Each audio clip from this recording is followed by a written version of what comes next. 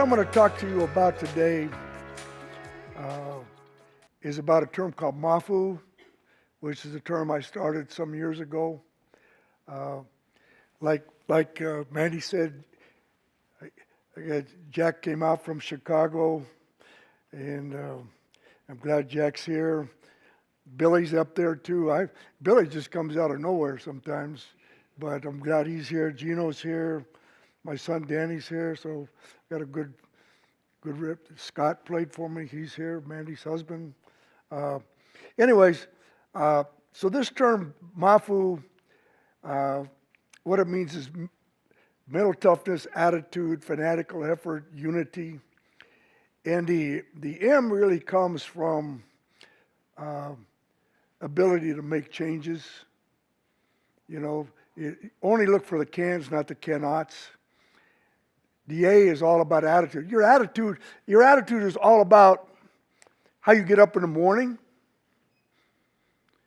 what kind of attitude you take when you go to work. For a football coach, you need to make sure your mind's right before you meet with your coaches in the morning and before you meet with your players. So you better make sure when you get out of bed, you better make sure your mind's right. Fanatical effort is all about vision. What is your vision? Like when I took the job here at Utah, their vision was different than my vision. Their vision was, we don't want to be embarrassed by BYU, and if you can just finish in the middle of the pack and not embarrass us, that would be great. And you know what my rebuttal to them was F you know what I mean?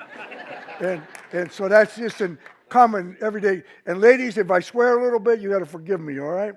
So I was thinking, and I had a vision for what the University of Utah could be, and I knew exactly what it could be, and I knew exactly how to get there. And so I had a vision, and you had to go about it in a fanatical way. And the unity was, you got to be invested. Everybody has to be invested. Your administration has to be invested. Your assistant coaches have to be invested.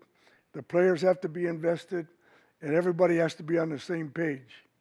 And the locker room is as important as anything. What the players say to each other when you're not around is more important than anything. Let's go through these terms. Where did it originate from? It originated from the University of Arizona when I was the line coach there. We had played a really bad game, and I watched the film, and it was a BS film. It wasn't good. And the guys that played for me were terrible. So we sat in that meeting room on Sunday morning watching film, and I said, "Okay, what are you guys going to do about this?" I said, "You guys better come up with a way you're going to play, and you got to tell me how you're going to play." So what they did is they came up with this term, MAFU. Mental toughness, attitude, fanatical effort, unity. In Tongan, it means heart. In Samoan, it means junk. And in World War II, it meant you were a deserter. Okay, but in our terms, it's M period, A period, F period, U period. Okay, that's what the term is, and that's how I live my life today. It's the same with the same principles. Let's talk about situations. Okay, so we're going to take you to a game against BYU down there. I think it was around 2000. Okay, Steve Smith, who a lot of you know, played 15 years in the NFL, holds every receiving record in the history of the Panthers. He gets hurt in the first quarter. He comes out, he says, "Oh, my neck hurts." I said, "What's wrong with your neck?" He said, "I don't know." I said, "Can you play?" He said, "Yeah, I could play. I'm going to play." I said, "Okay." The trainer's there. He said, "He's okay." So he played the next 3 quarters, had a great game. So then he called me on Sunday, and he said, "Coach, my neck really hurts." I said, "Okay, we'll go to the doctor on Monday." So come to find out, on Monday he played 3 quarters of that game with a broken neck. And the only thing Steve was worried about, he said, I said, Stevie, you got a broken neck. He asked the doctor, well, how soon can I get back in play? He said, I don't know if you'll ever play again. Steve looked up and said, oh, I'm going to play next week. And I said, well, it's going to take a little while longer than that. But, 15 years later, he's still playing. But he mentally, he could handle anything. And he was a street kid. He came from Compton. He used to ride his bicycle back and forth to the junior college, work at McDonald's, all that kind of stuff. And then when you talk about attitude, it goes to a guy named Joe Toffemeyer who played for me at the University of Arizona. And Joe gave his life to the game. And I'll go through that but we were playing, Joe had a bad game against UCLA.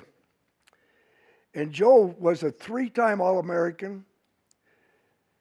He was the most valuable lineman in the Pac-12 in his senior year, offensive or defensive lineman, and the Morris Trophy winner. And so he had a bad game against UCLA, I believe it was, and so we watched the film, and I dog cussed him a little bit, or a lot maybe, however you want to put at it, whatever.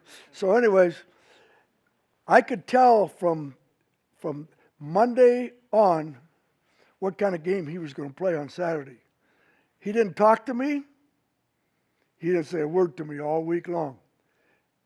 And all he did, and this was towards the end of the season, and he was a real quiet guy, but every practice was a fight. Every practice was physical. No matter if coaches say, hey, we'll calm it down. We got to get, we're towards the end of the season, stay healthy. I could tell when we went to Seattle that Washington was going to be in trouble. Joe never talked to the team ever because he was quiet. We got to Seattle, he got up and talked to the team for the first time. This is how you're going to play, this is how you're going to do things, and this is the way it's going to be. And on that day, in a rain-soaked game up in Seattle, we kicked them right into the lake that's behind the school up there. And Joe had 22 decleaters on that day against an All-American nose guard. I mean, he played an attitude game. He kicked that guy's butt all day long. It was a non-ending ass kicking. Okay. Okay. Ladies, apologize again. Okay. All right. Now, and some gentlemen, if there's a lot of the LDS people, I apologize too. Okay. Okay. But we're not in church yet. It's not Sunday. It's only Thursday. Okay. So let's go to fanatical effort. And this is really a good one because I can still see this game vividly. And I think this was in 1984, I believe, something like that. I'm coaching the offensive line at Wisconsin. And I've got a good group. So Woody Hayes and that group are coming into Camp Randall to play us. And our head coach had worked with Woody and that group. And so before the game, they're out there and they're telling my head coach how they're going to kick us around and this guy Byers is going to win the Heisman Trophy on that day and they're going to be the number 1 ranked team in the country and blah, blah, blah, on a national TV game. So I had the pregame speech that day for the team. So I get up and I say, I turned all the lights off. I got on top of all the lockers. And I said, boys, this is the way it's going to be today. I said, Byers is not going to finish the game. And their defense is not going to finish the game. They're going to quit in the fourth quarter, and you're going to make them quit. So we get into the first drive, and I can still see it's about 10 degrees, right? And so the first series stops. All the offensive line stayed on the field. The head coach is screaming, like, get your guys off the field. And you could see their breath just screaming at the defense of Ohio State. And just boom, boom, boom, boom, boom, boom, boom, and refused to leave the field. So finally I got them off. We took a delay of game. I said, what in the H is wrong with you guys? Hey, coach, I just let them know all day long. And in the fourth quarter, you guys will not be around. And they were not. and it was one of the most fun games, and I could still see it. I could still see that All-American defensive end for Ohio State just quitting. Hey, I'm through, dude. Okay, no more. No mas, as our boy Roberto Duran would say, right? So, hey, Roberto, nah, no more, bro. But, so, and then when you talk about unity, it goes back to the University of Utah, 1994. We're in a team meeting, and just like I'd be talking to you guys in the front row, telling you, okay, here's what we're going to do in the summertime. Here's how it's going to go. I want no problems. I want this. I want this. Okay, so all of a sudden, Mike McCoy, was the head coach of the Chargers, and now he's with Arizona, he stands up, Coach, we got it.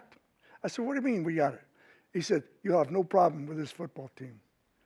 Luther Ellis, who is probably the most influential player in the history of University of Utah football. He's the guy that created the locker room at Utah. He created the attitude at Utah. He created the way you're supposed to play the game at Utah. He was the single most important player to ever play at Utah. He stands up and he says, I got it, Coach. Did we have problems in the summer? Yeah, we had some problems. But guess what? They walk in, we had this problem over here, it's taken care of. We already got the discipline of the player. We already got this. They took care of every event. Yeah, I had a couple of fights during the summer. I had a couple of problems here. Guys not going to class. They took care of all of it. And that was really a good football team because they were really together. And it should have been an undefeated football team. And they ended up 8th in the country. And I tell you what a great group of kids. And so when you look at it, all those things, the mental toughness, the attitude, the fanatical effort, the unity. And another thing is honesty. So I'm recruiting a kid down in Mississippi, DB, in Greenville, Mississippi. His grandmother lived in a trailer. She helped raise 18 kids and 108 grandchildren. So I'm sitting in this trailer talking to her, and she says, Coach, what are you going to give me? I said, I'm going to give you a education. What else are you going to give me? I said, well, I'm going to guarantee his degree. Well, she said, so-and-so's going to put a new roof on my trailer. So-and-so here is going to buy my groceries all year long. So-and-so here is going to give me this.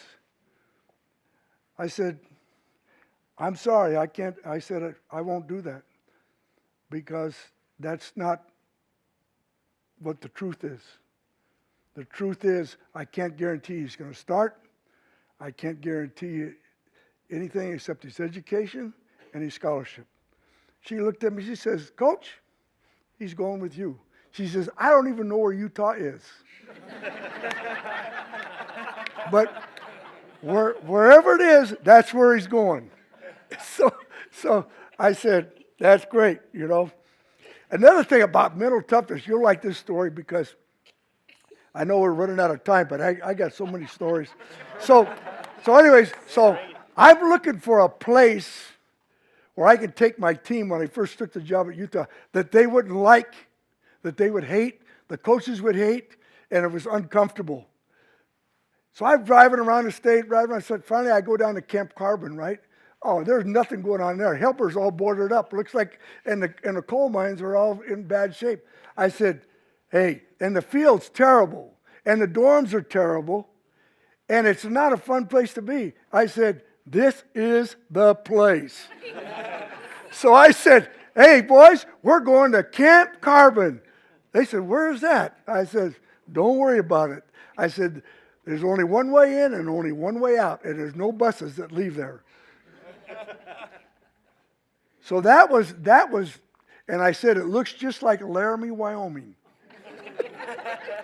So we're taking that bus down there, and They get off and they're looking at the field, they're looking, and the coaches are looking at this, and oh man, and I said, and I tell you what, and there's a couple of guys Scott was one of the first ones, and he knows Camp Carbon, and so it wasn't fun, was it? Nope. No, thank you. Yeah. So, but that's where we developed toughness in the Utah football program, because Utah was a soft-ass program. You know what I'm saying, ladies? You know what I mean? was S-O-F-T, soft, right? So what we're going to do, we're going to come out of there as being a physical program, and we did. And that was really the beginning of how Utah football should be played. And when you look at it, like I have a foundation now, it's called the Ron McBride Foundation, really a foundation that Lavelle and I started 3 years ago, and it's for education in the state of Utah. And as recruiting all these years, and what I looked at, what is the problem? How do you solve these problems? So I'm looking at the grammar school, I'm looking at the junior highs. You got to get to these kids when they're young. We have a lot of problems. Opioid addiction. Just effect of, not enough food for our kids. What we call healthy learners. The way to help our kids there's a lot of educators here today, and they know what I'm talking about. And so my big deal now is I've dedicated my life to the young people of the state of Utah. Utah has given me opportunity to do my profession. And so I give back to what they gave me. They gave me an opportunity. And you got to realize that not every day, like for instance, the lady from Montana that spoke earlier, she had some tough times, but she endured and she lived through it and she got to a better place, which is really important. You look at everybody has a story. But if you live this MAFU thing, the middle toughness, the attitude, the fanatical effort, and unity, if you stay with it, you'll find a way to get through the bad times to the good times. Anyway, I appreciate it a lot, and hope you all enjoy today. You got great people here. Thanks, Mandy. And Jack and Billy, I'm glad you're rolling here today. Thank you.